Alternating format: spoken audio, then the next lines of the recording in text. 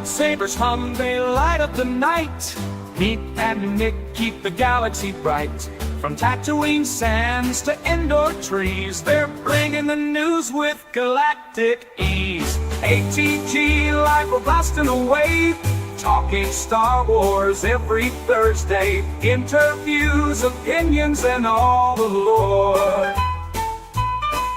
Hop on the Falcon, they're opening the door. From Vader's breath to Grogu's charms, theories and chats, they keep us disarmed. Around the galaxy tonight, Chris and Kelsey keeping it tight. They're breaking news like a Death Star blast, taking your calls and reading your chats. The greatest guests and what you need to know. Pete and Nick lead the Star Wars show. ATGLive, we're blasting away, talking Star Wars every Thursday. Interviews, opinions, and all the lore. Hop on the Falcon, they're opening the door. We're home. Well, welcome to Thursday night. I'm Pete Flitzer, and this is ATGLive.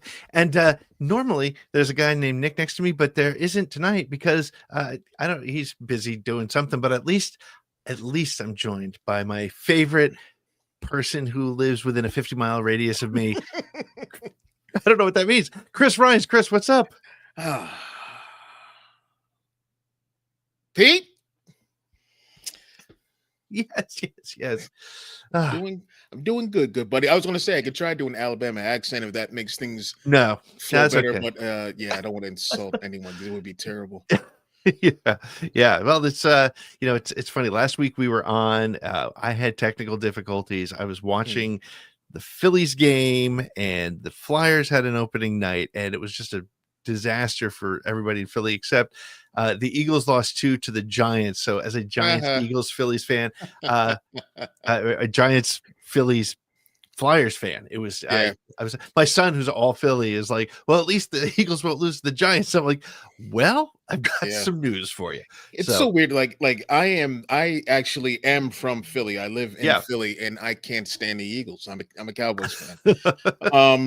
And I don't really watch baseball anymore, but the A's were my team for some reason. Don't ask me why. And no, it was Jose Canseco. That's why. Oh yeah. And then the Twins because of Kirby Puckett. Kirby was the best. Yeah. And the only Philadelphia team I like is the Sixers. That's my team. Yeah. Past that, and that's hard to be a Sixers fan because me and my son try to watch the Sixers, and that's just a world of pain too. So are they Las Vegas now? The A's, yes, really, yep, yes, they are. When did that happen? Where have I been? I think they start either next year or the year after. Yeah, they've been playing in like a little minor league stadium in California for the last season or two. So. Yeah, well, it's odd. Even without Nick here, we still end up talking sports, and I'm sorry about that for this sports ball. But listen, we as I said, Nick isn't here tonight, but we're gonna go old school tonight, and we have a really cool and fun guest, one of my favorite people in the fandom, joining us tonight. And we're gonna, Chris, I'm glad you're here because Becca Benjamin is an expert on books and the sort of written word of Star Wars, and you are like our comic book lore guy, and I know nothing about that. And tonight what I want to do is I want to have the two of you try to help me and the people who listen to us who may or may not be book fans yet get me to that point where I'm going to pick up the next book. And Pete, if I haven't been able to do it by now. Yeah, but you're no Becca Benjamin, so that is true. That's true. Well, let's bring her in so we can get straight to this. Becca Benjamin. Oh, what is she reading today? I'm sorry. Hello, Becca. How are you? Wait a minute. Which book is that? Is that the illustrated version of the George graphic Lucas novel story? Graphic novel. Lucas Wars. Tarkin Subshelf had Laurent and Ronald on, and we talked about this, and they were awesome. So we had the illustrator and the author on, and they just released the Empire Strikes Back version. Oh wow! Over in France. So waiting for ours the translated in English to come over, and we'll have them on again. But yeah, definitely worth it. I mean, the art in this, the illustration alone, and there's a lot of little nuggets. Oh, wow. Like things that, I mean, did you guys know that when George was a child and he really had a hard time listening to Dad, to go mow the lawn, he just said it took too long. So he tinkered with the lawnmower to make it more efficient.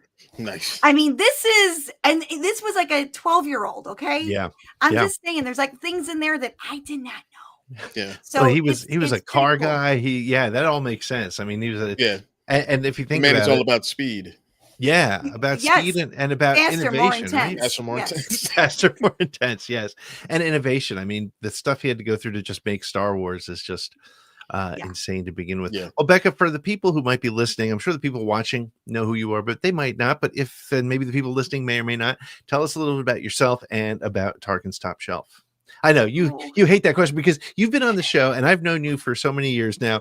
Like, I don't even need to ask that but there may be somebody who doesn't know what Tarkin's Top Shelf is, and if they don't, they really should. Like I said, I've said it before, it's my go-to for anything book related because as I said a moment ago, I don't read all the books, but you guys cover all the books, and so at least I feel like I'm in the know. So tell us a little bit about it.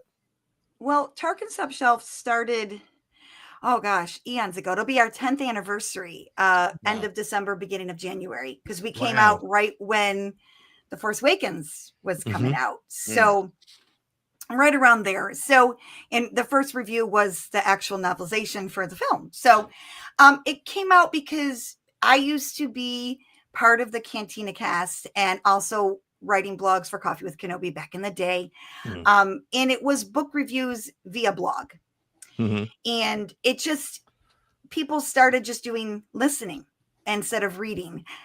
We got a little short on time. So they wanted to listen while they were doing something versus sitting down and actually reading, because that requires, full focus. It just does.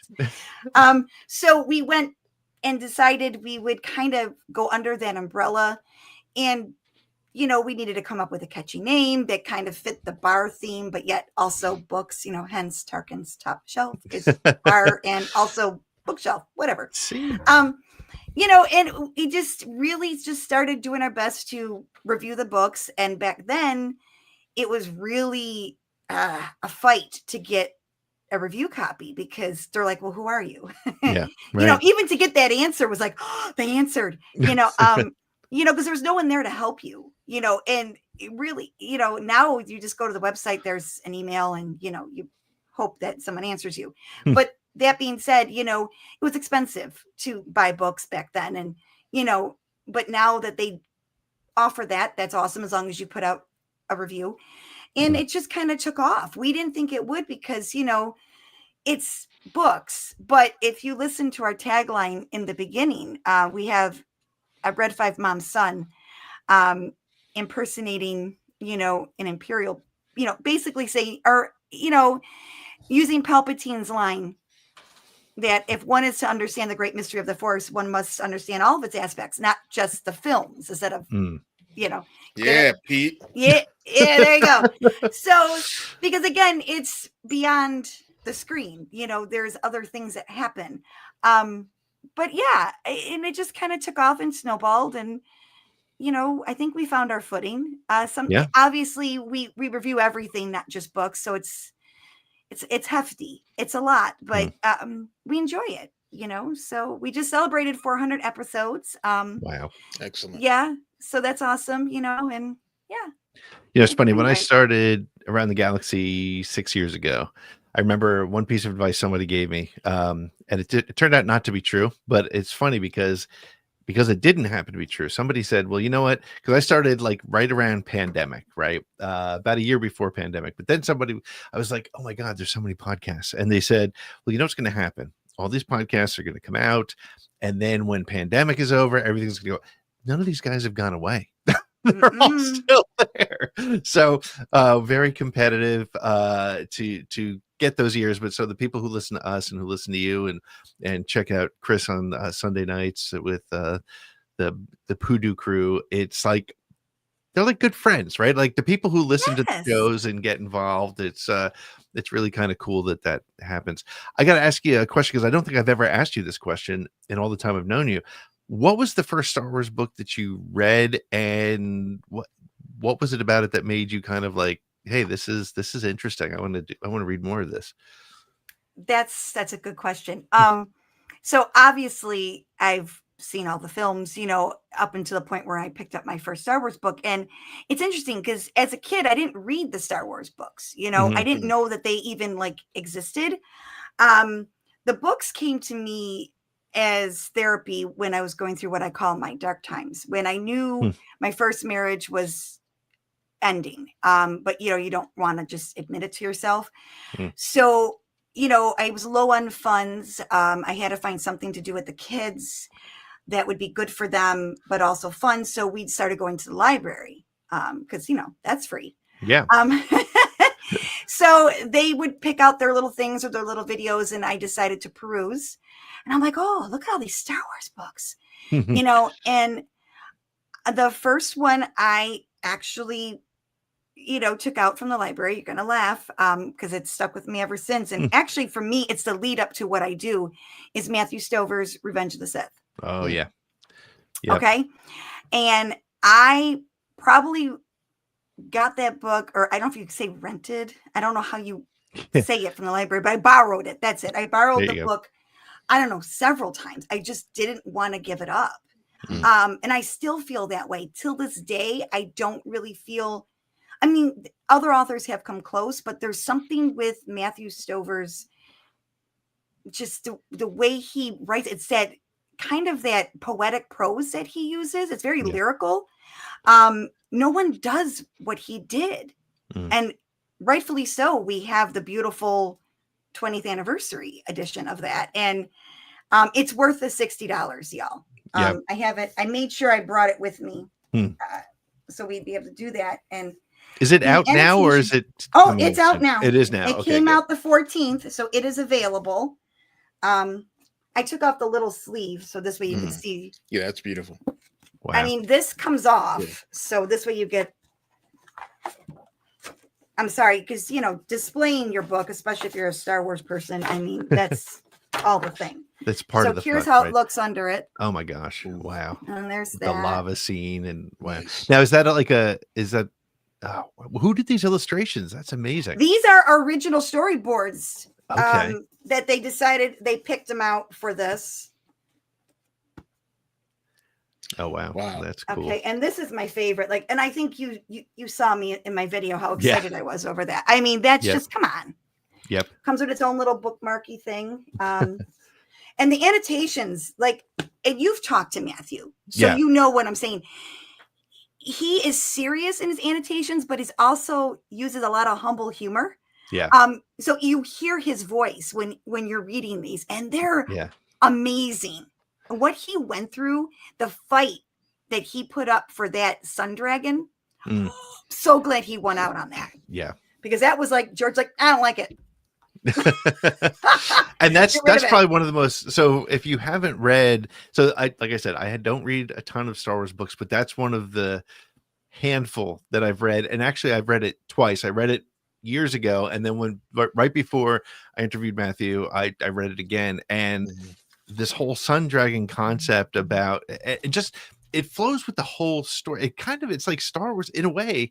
Here I am just rambling. It's almost like a Star Wars Visions version of Revenge of the Sith, because he blows it up with other, it's just a poetic, but it's like almost other lore that's attached to it in a way. It's He added things into that book that I think would have been beautiful to see on screen. Like 100%. The one thing that sticks out to me every time someone even mentions that book is Palpatine and the way that he coerced Anakin to join the dark side, to fall to the dark side was amazing. Like he's saying, like, what do you want? Like, you can have anything. That that conversation I'm talking, like, that was spectacular. And I'm so glad that this book is back out again. I'm going to get this. It's worth it. Yeah. It's so worth it. Yeah, like normally I do the audiobooks, but this one, like that thing is beautiful. I need that on my shelf. Yes. So yeah. It's beautiful, and it's I think, I don't know, so many people, so many authors that I've interviewed, and perhaps you too, Becca, have cited that book as one of their favorite, if not their favorite. I remember, oh my gosh, who's the guy? He was a friend of the show for a while. I haven't spoken to him in a bit, but he did the Anakin and Obi-Wan book from a couple of years ago. Mike Chen. Mike Chen, yeah. So when I had Mike on the show, like he couldn't stop talking about that book, and he talked about the sun, and he incorporated the Sun Dragon into his own book, and he said that was kind of a dream of his to always try to be able to call that back into Star Wars. So, yep, I complimented him on that because I was like, "Thank you, thank you." Because here's my thing too: if anyone out there's listening that writes for Star Wars, if you guys are watching, someone needs to do what George Mann has done, like with those fables. Okay. Can we get a fable book about the Sun Dragon and all the Tatooine fables that Shmi would tell Anakin? Because that's where the Sun Dragon comes from, is stories that his mother told him. That's in the novel. Yeah. I would love something like that. I would eat that up. Yum, yum, yum. Give me it. Yeah. I think another reason that I love that book so much, and this is becoming the Revenge of the Sith novelization episode, but that's okay because it's so great. And seriously, go buy it. $60 sounds like a lot, but if you're listening and you didn't see what it looks like, just go on Amazon and look at what it looks like, and you're gonna want to buy it immediately. But there is something about the way he captured, like, I think the thing about Anakin that has always been an issue, and this kind of leads to another question I was going to ask you, but I think one of the things that if you just watch the movies, right, like I generally do, and before Clone Wars, the animated show, the fall of Anakin felt kind of not sudden, but it didn't feel as epic because it was pushed into 4 hours worth of movie. But the way he captures just like the line that's on the side of the book, that's the way it feels to be Anakin Skywalker forever. And it's just, captures that pain and that and even from the very beginning, just the way they start with the space battle and just the things going through their minds as they're going through. It's it will change the way you look at that movie. That I think it changes the way you look at that movie as much as the final season of Ahsoka changes the way you look at Revenge of the Sith, right? Absolutely. Yeah. Like I've never looked at Darth Vader, like, the prequels definitely help, but that book, and when they're explaining like what it means to be Darth Vader, that this dude is in constant pain. Yep. And like of course he's in the back of the tank always, but he's in constant pain in this, enclosed in this prison of his, this walking prison. That just informs how I looked at him ever since. Going to these, like going back and watching the movies and just like, geez, like this dude is just like he's going through it at all times and is still able to be this ultra powerful, focused, right hand of the Emperor. Like it's insane. Yeah. Well, so it kind of leads to another topic I wanted to kind of get into a little bit, again, for specifically for people like myself who don't read a ton of the books. But when you look at the novels, do you feel like there's a little bit of more license, or there's a different way of telling the Star Wars story? Or do you think that they tend to capture... Well, if I told you what my top 3 Star Wars books were, this will tell you where my thinking is. My top 3, of course, Revenge of the Sith. Number 2 is all 3 of Wendig's books. I don't know why. I'm one of the few people that absolutely loves those books. A lot of people are like, no, those are not good. I love them. But, oh my God, they're so great. And the third is Splinter of the Mind's Eye, just because of all, again, it's sort of it turns out it's not a canon story, but it was an interesting, I read it again this summer while on vacation, and it was cool to be there. But so I guess to go back to that book.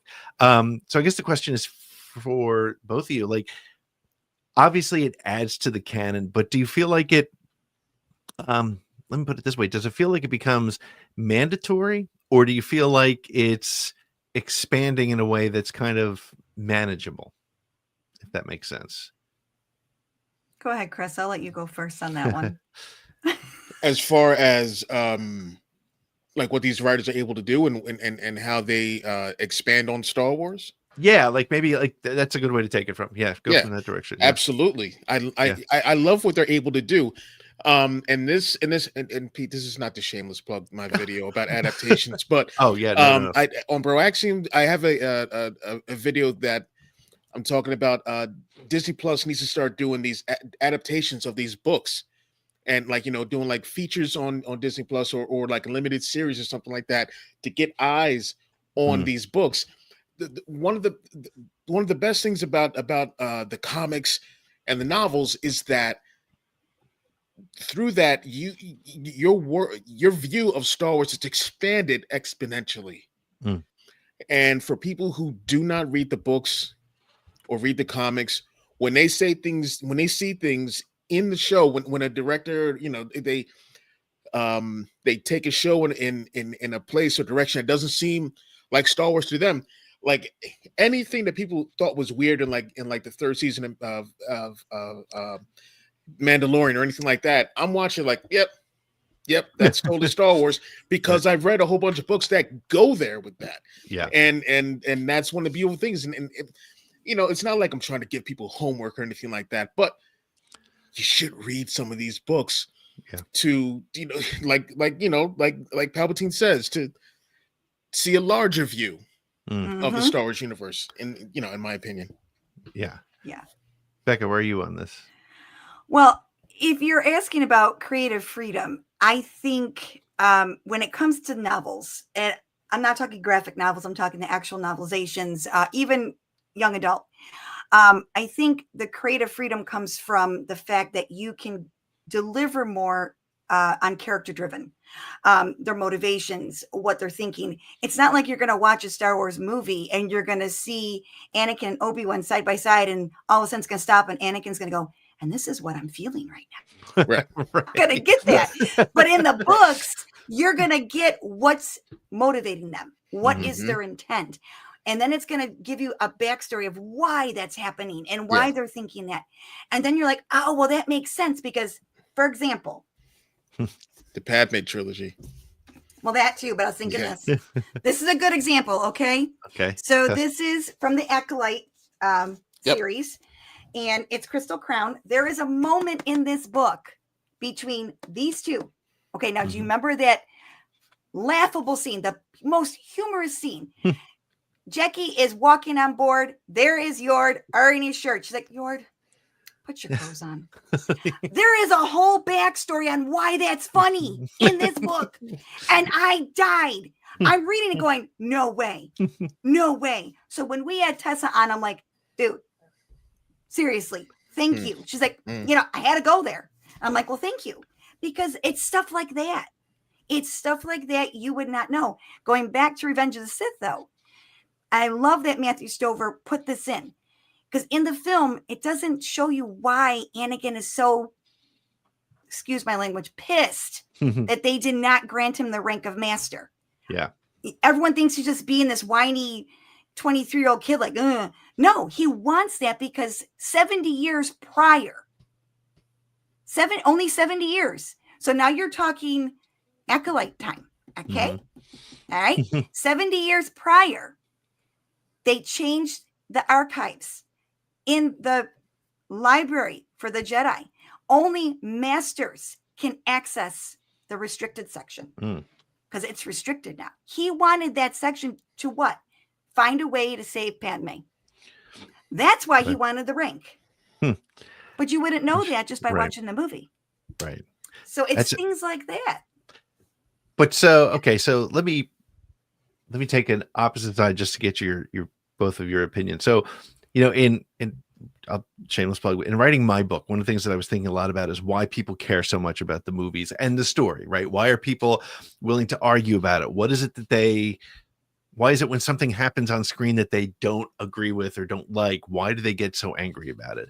And I think when I thought about it myself, I think that might be honestly one of the reasons why I haven't dove headfirst into comics and books, because in my head, I feel like I kind of my little fanon instead of canon is like, this is what happened. And if you tell me something different, I now have to realign my entire perspective, which, you know, it is what it is, right? Because, well, I mean, and Chris, by shrugging there, you're right, because that is the story. Yes, right? I'm living in denial, Pete. Right. The story group now owns the story, right? And but it's an interesting perspective, because to me, like, it feels like you're kind of pushing in a story that I didn't necessarily need or want. Like, for example, even Solo, right? The movie. Sorry, Matt. Sorry, Kelsey, if you're watching. The stuff that's in there, I'm like, don't get me wrong, I love the movie. It's a lot of fun. It's one of my, it's like, it's the Star Wars movie I can just pop on and like do laundry in the background, right? It's a great, fun, crazy movie, and I love everything about it. But I'm like, do I need to know like where he got his gun from and where he got his, this and that? And but again, to me, like, that's kind of what the books feel like to me sometimes. And I don't mean that in a negative way, because the books, everything I've read, I've really enjoyed, but I'm like, oh, now I have to think about that a little differently. But I'm saying that at the same time that moments ago I just said that Stover changed the way I looked at Vader from that day forward. So it's kind of a double-edged sword, I think, for people like myself. Yeah. So but that's interesting. So what are your thoughts? So speaking of kind of the commentary and the different ways of telling a story, one thing that I thought was very interesting is the concept that you can kind of have, I don't want to call it dual canon, but I want to say different two approaches to a story. If you look at the DC universe, for example, how many Joker stories are there? And the Joker as a archetype, he's a villain, but there's so many great versions of him that don't really cross over. They have the basic sort of starting and ending point. Well, not even ending point, but the basic, honestly, not even starting point, right? He comes into the movie and it's like, oh, it's the Joker. We know what's going on. But he's been portrayed so many different ways and so well in different ways. So in a way, DC, up until, I don't know what James Gunn's going to end up doing. I hope he doesn't get stuck too much in making sure everything is continuous, because I think that's one of the great things about Batman and Joker and Superman is that you can get these different types of stories and they can coexist. Is any of that happening in the Star Wars books, or are they building this roadmap that is kind of straight and narrow in a way? Like the difference between like DC, if you take Joker for example, is storytelling changes over the years, over the decades, right? And you can't do the Joker from the 70s or the superpowers era or anything like that with this one, because writing has changed, society has changed, and we're delving deeper into the psyche of these characters. The other thing is that DC has, which I do not want for Star Wars outside of Visions, is and Droids, because I love the Droids cartoon, is the multiverse. So you can have like every single one of those different Joker stories is a branch off of like another universe, another world. It's a whole totally different Earth. So like they have the luxury to do that and make all these different stories that aren't, there's Elseworlds and the Black Label stuff and things like that. So James Gunn's won't do that, but they are going to have an Elseworlds, a DC Elseworlds live action branch. Okay, that will go into that. Yeah, I think, like you said, Chris, I think we do get that with Visions. There's also been, Ronin, the Visions novel. We're also going to get another one. And I think that's great, because you don't need to know anything else to pick up those books, because they just fit wherever they fit. And I think they're well done. I mean, I enjoyed the Ronin book because it really did bring back exactly what George Lucas was going for originally when he was, working out what he wanted to do with Star Wars. I mean, I think he would actually like it. I do. I think if he sat down and read something, I think he would enjoy that, because I think it really does rope in everything that he fell in love with when he was creating this galaxy. Mm. And I think Vision just does. And again, I'm all about having different perspectives come in and tell these stories. I think that's the beauty of the High Republic, is because it's so, there's just so many different things and so many different species, and everyone just finds this commonality together. I mean, you have to remember, like in the High Republic, the Jedi then are all like Anakin in a sense where they have this unbelievable amount of talent and power, and they're actually encouraged to develop that. Then you hit the prequels and no, tamper down, tamper down. You know, so there's something joyful about that. And going back to what you were saying, Chris, about, you know, when people were thinking season 3 was a little too out weird there and wacky, out there, weird and wacky. Bring in the High Republic. I mean, hello, Geode. I mean, and he is one of my favorites. Yeah. You know, it's just stuff like that. It works. I mean, I'm all about it. And I think they can expand Visions and do a little more novels. I think they could do, aren't they going to do, no, they're not. I was like, aren't they going to do like a comic spread? Because I think that would work. They're doing a manga, right? There's it's Kumo. There's another manga Okay. coming out.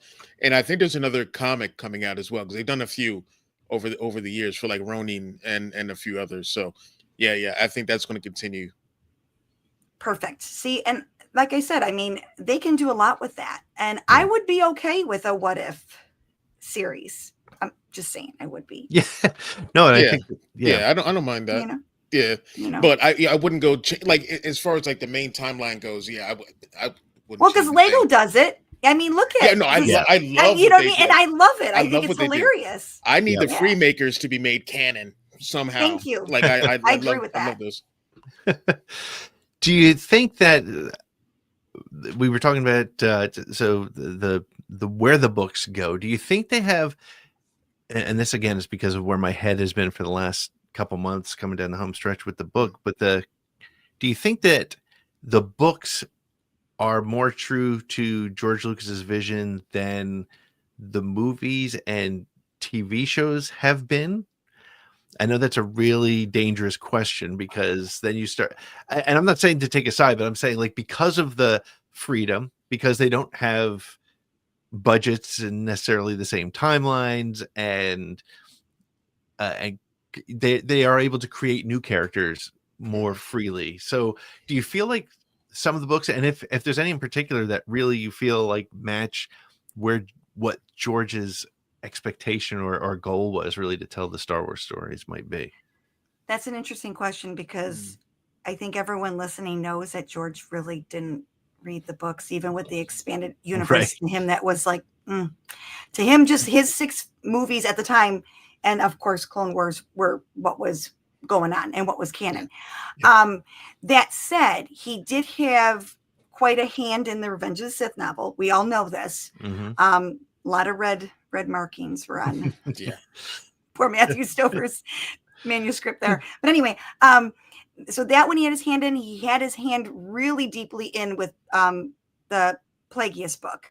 Those two, I would say, and a little bit with Labyrinth of Evil, because Labyrinth of Evil ties in with Revenge of the Sith. They were supposed to go together, which actually goes really well with the very first Clone Wars cartoon. Oh, right. That's right. Right. So George did have his hands in those.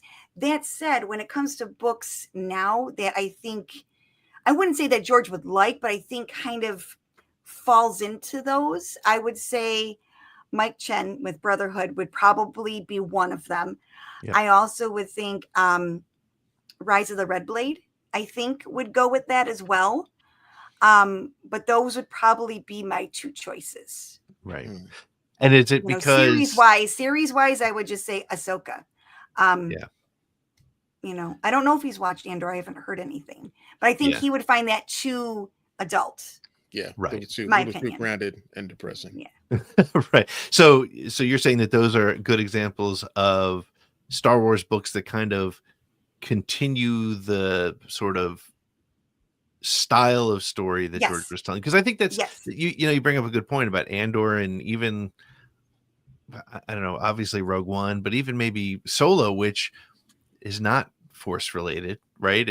Right. It's a cool story about a smuggler, which just happened to be one character in the first movie he wrote, right? So it's interesting where things like Ahsoka and those the books that you mentioned there are expanding the the mystical side Yes. of Star Wars, which I feel like that's kind of where George was, most comfortable, I think.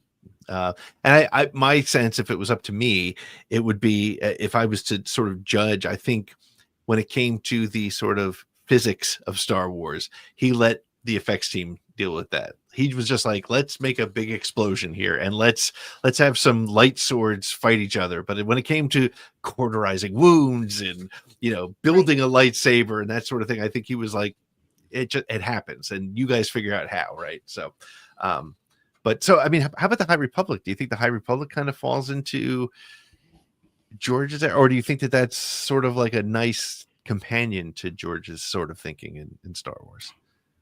That's a tough one because in George's scope, it was just Skywalker saga. I don't think he really, I know he thought about doing his Underworld. Yeah. 13th. No, was it Underworld? Yeah, it was Underworld. Yeah. But it never came to fruition. It's hard to say beyond the Skywalker saga where he would go with it because he really didn't talk about anything else but Skywalkers.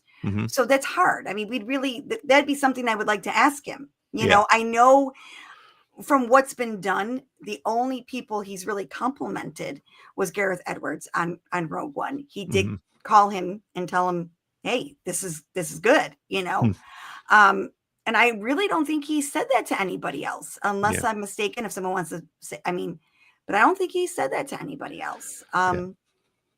He was there on set to see the unveiling of Rosario in Ahsoka, but that's because he co-created her with Dave. Right. So, right. I don't know. I don't even know if he likes Ahsoka. I mean, I'm just assuming. Yeah. Well, I mean, I feel like the Star Wars world he created in 77, 80, and 83 were designed to feel like there was much more happening outside it. But I don't know if he cared about what was happening outside the Skywalker. Exactly. Saga. Yeah. He wanted that feel, but right. That was the story. Yeah. For him. Yeah. And it was a great gift to give to storytellers in the future to say, wow, there's, you just walk around Mos Eisley and you're going to have 1,000 other stories. Right. And so it's interesting because I also feel like, I mean, that was my biggest problem with the books in the 90s, the expanded universe stuff, the legend stuff, is they felt like science fiction to me. A lot of them, not all of them, but a lot of them felt like science fiction, which wasn't why I like Star Wars. Like it's not that I don't like Star Trek, but I'm in love with Star Wars and I enjoy Star Trek. And I think it's because it's great stories, but it's in a science fiction world versus I don't care what anybody says. You can't put a label on the world that Star Wars is because it's everything and its own thing all at the same time, I think. Yeah. That's great. That's cool. So is there any particular writer that either one of you, whether it's comics or novels or maybe even television or whatever, that you feel is sort of your favorite, like when they have a book or a comic coming, you're like, I don't care what it's about, I'm going to read it the second it hits my door. Chris, you got somebody, go for it. I have a couple. For the comics, it's Charles Soule and Ethan Sachs. Those are like my main ones. When it comes to the books, like I loved Last Shot by Daniel Jose Older. Yeah. But like my favorite Star Wars books, and I don't even know if anyone else is his favorite. Anyone? I mean, Claudia Gray is spectacular, right? Because Lost Stars and Bloodlines, like, but Apprentice. But for me, my favorite are Force Collector. Oh, and yes. The Inferno Squad book, because Iden Versio is like my favorite Star Wars character outside of Darth Vader. Golden, Yep. So it will be those. Like I can't think of the writers for those right now, but yeah, those two, Claudia Gray, Danny Jose Older, Charles Soule, Ethan Sachs. Yeah, I agree with you with the comics. Like Charles Soule, he just yeah, I mean, even Kevin Scott though, like he does some really great stuff. I enjoy, like, Kevin and George together are just a dynamic duo. Anything that they work together on is just awesome. True. And they're great people. Like, they are awesome to talk to and very gracious with their time. That said, when it comes to authors, obviously Claudia Gray, but I mean, it's Claudia. It's so hard, but I think for me, Adam Christopher, absolutely love what he did with Shadows of the Sith. I just started Master of Evil, maybe like a chapter in. I just started that last night. So, and no, it's not out yet, just in case anyone's wondering. So I just started that because I really wanted to get that going. But yes, Claudia Gray is like the number one for me. I just anything that she throws out there, I need to open immediately and just start. But it's really weird because for me, typically it's not about author. It's more or less, what is it about? Yeah. Because I know when it's a novel, it is going to be very heavily character driven. And that is my jam. That's why when it's weird when there's a certain section of the fandom that gets so upset when these shows come out and they're like, it's named Obi-Wan or it's named Ahsoka. They're like, oh, I'm like, oh, come on. Why? You're going to get so much more on that person. Don't you want to know more? What makes them tick? I don't know, but that's where I fall. Yeah. So if it's something about, Master of Evil, it's about Darth Vader. I mean, it's a Vader pillow like back then. I mean, that's what I want to know more about. And I know people think that's oversaturated, but not to me. He's complex. Hence what you were saying with Christy Golden. I loved Dark Disciple. I really do think the more tragic character that I want more of, and I want this person in live action, is Ventress. Yes. I think she's more of a tragic character than Anakin Skywalker. Yes, I said that. I'm just putting it out there. I mean, just getting her back again in Tales, and knowing that is an ability that they have, Morgan Elsbeth, to resurrect. I'm just throwing it out there, y'all. I don't know anything, but yeah, I mean, there's just a lot of story to be told, and I like the character-driven plot line. Give me more of that. And Ventress is one of them. Come on. I know you got people in the chat. Who wants to see live action Ventress? Come on. Raise your hands. Absolutely. I would love to see that. Who would you have play her? Oh, I don't know. I don't know. Someone with chops, because you need the chops to play her. I mean, why? I don't know. I mean, does anyone know what Mika looks like? The voice actress? I don't know. Oh, I don't know. Does she fit the features? I'm not sure. Yeah. But, yeah. I don't know. I was thinking, but they already used her in Star Wars in the Acolyte, I think. Who's that? She could rock a baldy and do it. The mother, Anastasia. Oh yeah. Well, why not though? Because she would have all the get up. I mean, you wouldn't recognize her as the same character for sure. Her, yeah, but I think she's got the chops for the part. Yeah, I think so. Interesting. And you think that Morgan Elsbeth could come back? I would love that because I'm a big Ino Santo fan. So I'm a martial arts nerd. So yeah. I would right, definitely but talk about a wonderful human being. And and I love witches, and I've been told we're going to get more witches in season 2. So I would like to see it. I think it's possible. I mean, if you're into witch lore, just basic witch lore, there's a tie with that gift of shadows of, and in Wicca, I mean, it's about being able to go back and forth between both planes. You know what I'm saying? And it's Halloween time, so that veil is getting thin, you know? So, I mean, there's a possibility that they could take that. I mean, that Gift of Shadows could have something to it, is what I'm saying. Yeah. So I'm hopeful. Fingers crossed. I don't know anything. I haven't heard anything. I didn't hear she was on set or anything, so I don't know. Yeah. But I mean, because they've done that in Rebels, like, you know, bringing back some of those like those spirits who inhabited Sabine and Kanan. Yep. So that could be done.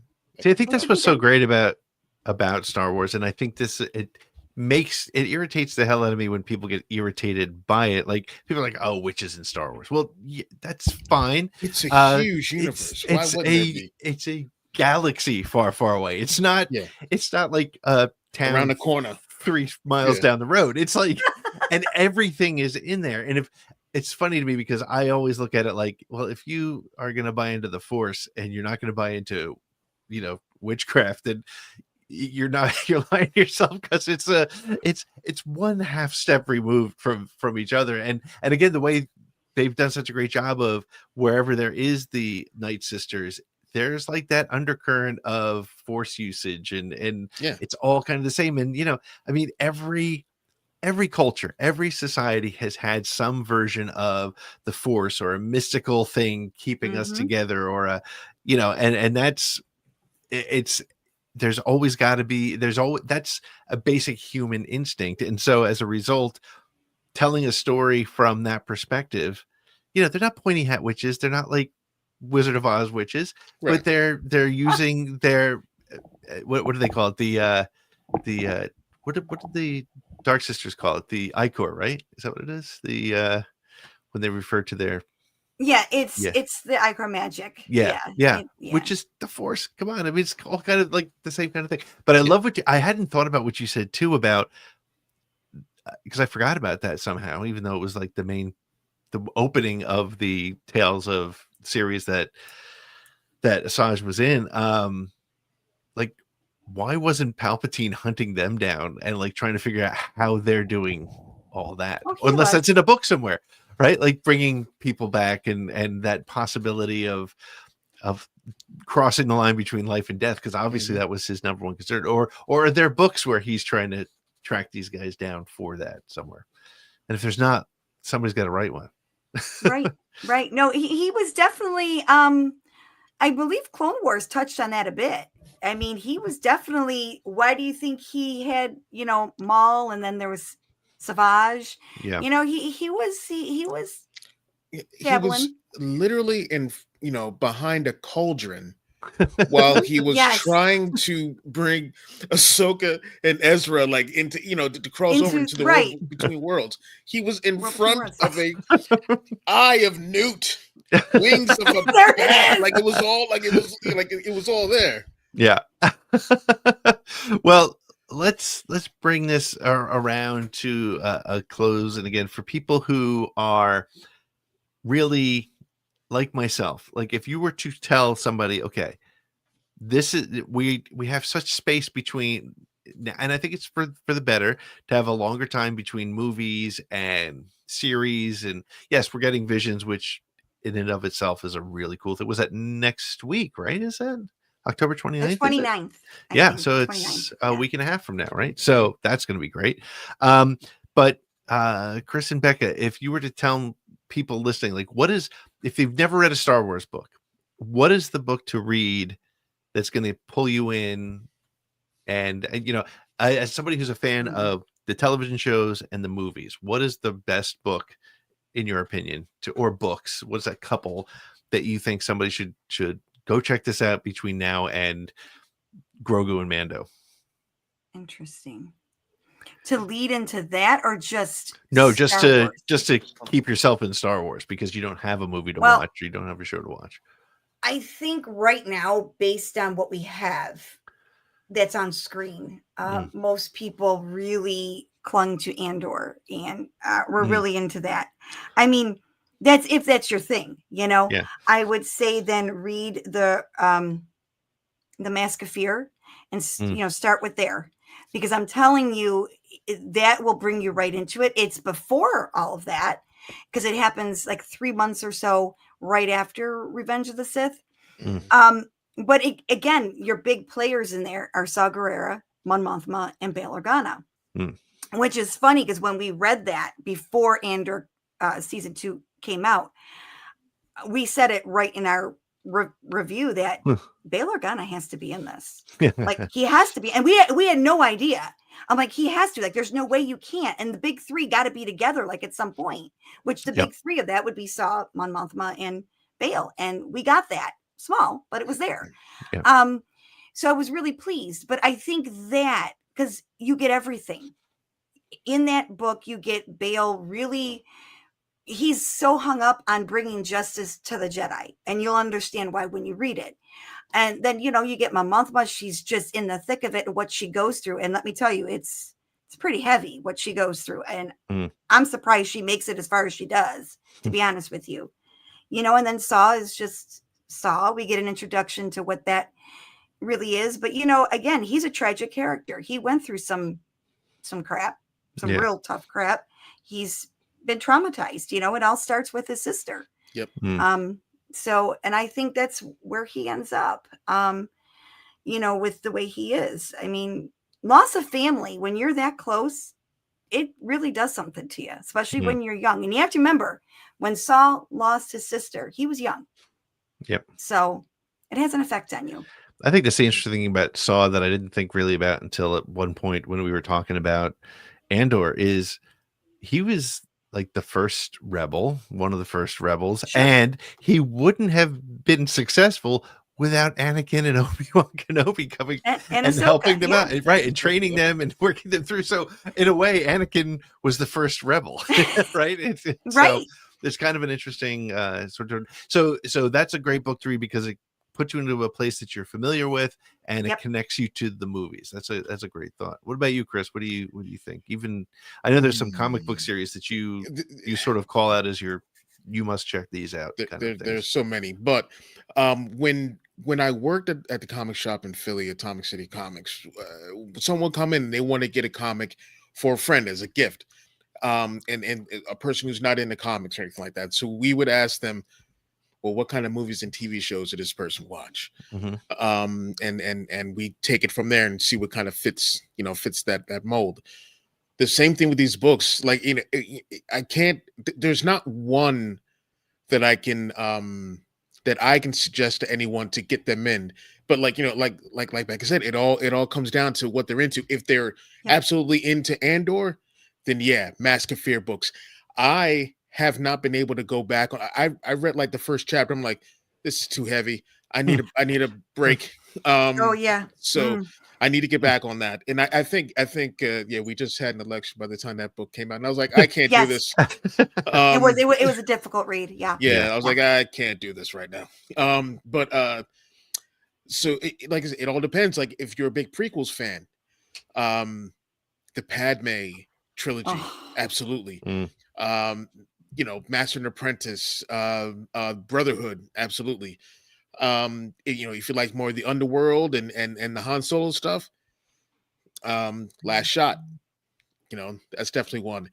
If you want something completely out there and you know and kind of detached from everything else, like I said, Force Collector is like a big favorite of mine. Like it's one of my favorites. That definitely works, and it calls back to the movies because this kid has Force psychometry.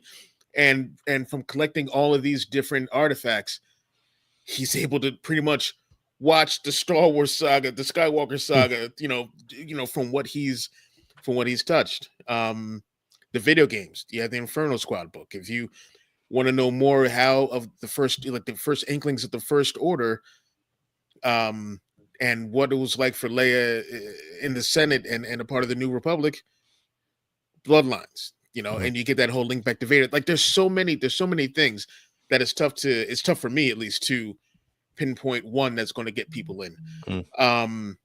If you want some good fun, like, you know, with the bounty hunters, stuff like that, Charles Soule's Crimson Dawn trilogy of War of the Bounty Hunters, Crimson Reign, Hidden Empire, fantastic. Or Ethan Sachs' Bounty Hunters. Any book by Justina Ireland. Oh, anyone. Yes. But yeah, there's so many. I know it's kind of, I'm sorry. I Well, can't that didn't help anybody at all, Chris. Sorry. And I know there are people that love the sequels. Yes, I'm telling you, this story, I can't wait for that book to come I just finished it. It blew me away because I didn't know I needed more Jana in my life, and I want more Jana in my life. Yeah. I'm not going to spoil it because I don't want to do that, but I will say this. This author is brilliant because the feat of trying to make these characters read like the characters you see on screen, that's huge. And he did it. Yep. Yeah. So, yeah. So we actually have him on the show next week. We're gonna be speaking with Bummy, so I can't wait to talk to him. We're still trying to get him or somebody to send us the copies of the book so that we can be prepared. But hey, I get it. It's not easy to get those things at the door. But yeah, I've heard nothing but great things. And I can't wait to talk to him. Yeah, I can't wait to read this book or listen to this book, I should say. But so do without you spoiling know anything, who's doing the Audible version? Do you know who's doing the reading of it? Give me 1 second. I can check for you. Thank you. If you could tell me, because without spoiling anything, because every time someone gets their hands on the Finn character, they make him a buffoon, and they go by exactly like how they go by how he's perceived in The Force Awakens. Is that the case with this one? I actually felt he was very true to his character, and when I say that is he reads like Finn, like his expressions when he expresses himself like right at the moment. It reads like John Boyega playing Finn. And when I say this is not a spoiler. He does not scream Rey. Rey is not mentioned. Well, I would hope so. There is no Rey. Okay? I mean, Finn is Finn. And I enjoy it. There's a certain moment, and I'm going to wait because I want to hear what you think after you do read it or listen to it. I'm just going to say one word. And then when you do read about it, you'll know what I'm talking about for the scene. And I want to know what you think about it. And then you'll have an answer to the question you're asking me. Okay. Just keep this one word in your mind. Helmet. Okay. Okay. And the narrator of this book is Torian Brackett. Okay. Not familiar. I don't know that. Unfortunately. But I was just curious. But yeah, I mean, the fact that I can hear Jana and I could hear Finn with the dialogue screen. I mean, it just speaks volumes to the talent as an author when you can do that. So I think this book is just going to make me angrier about the Rise of Skywalker. Not getting more? You need I want more. That go, sir. I can't let it go, Chris. I can't. I'm just carry it with me. I think we need a continuation. Yes. Like, especially after reading this, like I said, I didn't know I wanted more Jana. We don't get a lot of Jana, right? Right. But in here you do, and I want more. Finn, I always wanted more Finn. I mean, what's not to love? I mean, I expected more after The Force Awakens. And I wouldn't want it to be episode 10. I would be happy with a one-off Jana film, right? Yeah. And she's such I love her. She's great. Did you see her in is it Mickey 17? Is that right? I didn't watch that. Oh yeah. Yes. Oh my god. I'm like, great. We got robbed. Yeah. Oh my god. Yeah. And then there was the other movie about the island or something, or what is it? Blink Twice, I think it's called. Okay. I've been wanting and to it's see like that. it's like a freaky kind of almost horror movie kind of thing. And she's so great in that. Like, yeah, she's amazing. So we need more of her in our Star Wars world. So Becca, let me ask you this. What if you can give me 2 Star Wars books that you would like to see adapted for a Disney Plus series or like a feature, a Disney Plus feature, not so much on the big screen, but a Disney Plus feature. A feature. Yeah, what would it be? Is it a feature or a series? Oh, that's so hard. Well, this isn't even books. This is comics. I want the Amidalans done. Oh, the Amidalans? The Vader story. Amidalans, sorry. Yes. I am a fan of, I do ship them. But yes, the Amidalans. No, that was want brilliant. Them. Yes. So I definitely want that. I think that would be just awesome. I just like strictly like their like that part of that arc or like a separate story about how they came to be. maybe all of it, how they came to be. And of course, I want to see Sabe with Vader, and then Sabe with Luke, Sabe with Leia. I want more of that, you know? Yeah. Read the comics, Pete. Right? You know, and no one's done this yet. And it's not from a book either. And it's so weird because we only get a taste of it. I want a series on Luke training Leia. Oh, yeah.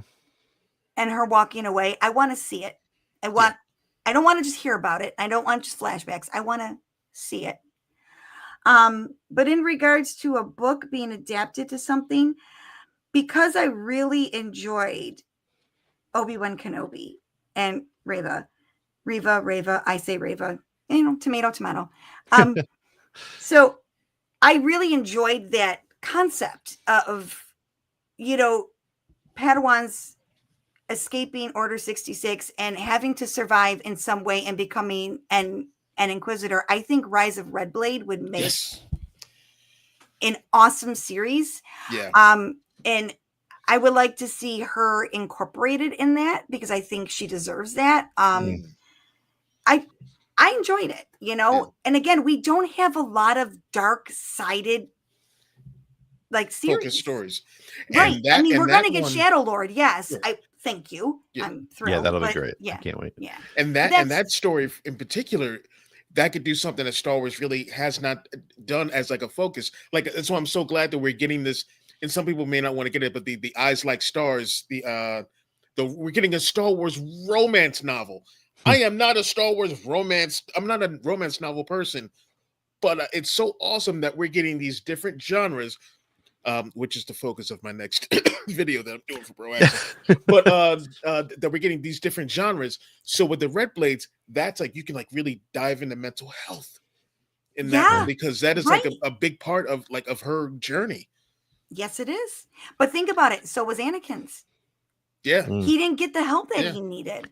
I mean, it all stems from separation anxiety. It all starts there. Yeah. And it just domino effect. And it builds and builds and builds, which made him the perfect person for Palpatine to groom. I mean, it just did. And yeah, but I think that would be a really great series. I think we need more, like we were talking earlier about the witches. We need more Force sensitive, you know, factions out there and learn about them. There's a lot out there that we don't know about yet. Yeah. You know, and I think we should do some dark-sided centric things. Why not? Make it a little gray. I mean, we don't all just decide one day, say, I'm going to be evil. Haha. You know what I mean? There's a whole pattern. Well, and I think that's why Stover's book, to bring it back to the beginning, works so well is because the best villains don't think that they're doing anything wrong. They think they're doing the right thing. And that's illustrated so well in Stover's book, and I imagine some of the other books that I haven't read. And to your point, that's the great thing. That's what separates a book from a movie, is you get that inner dialogue or inner monologue. You understand what's driving somebody to do what they're doing. And so that's great. So Becca, where can people keep up with you and Target Top Shelf, and what do you have coming up on Target Top Shelf? Oh, wow. We got a lot coming up. Well, first of all, the past 4 episodes, you can hear us interview Kristen Baver. You can hear us interview Tessa Granton, the guys from Lucas Wars. We recently had Diana Lee on. Who else? Vanessa Marshall was recently on. So those are all good.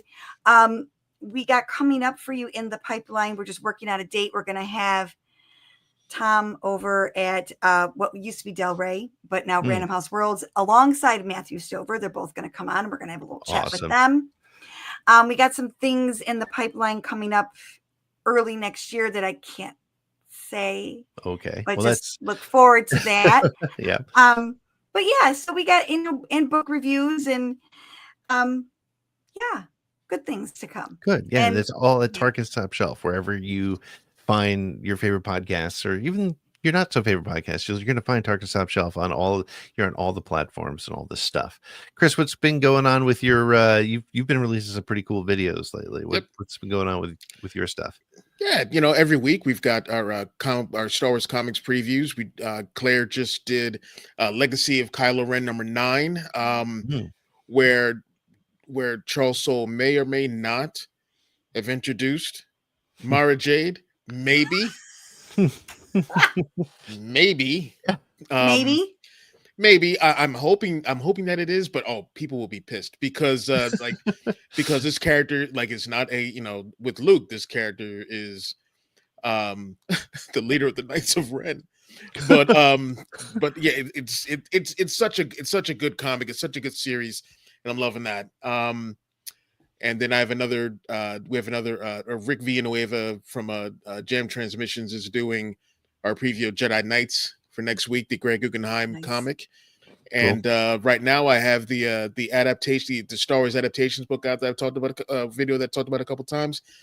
And the next one I'm working on right now is about different genres in Star Wars and how the story needs to expand, and we need to see like a slice of life story, a medical drama, at the Lena So hospital. That would be dope.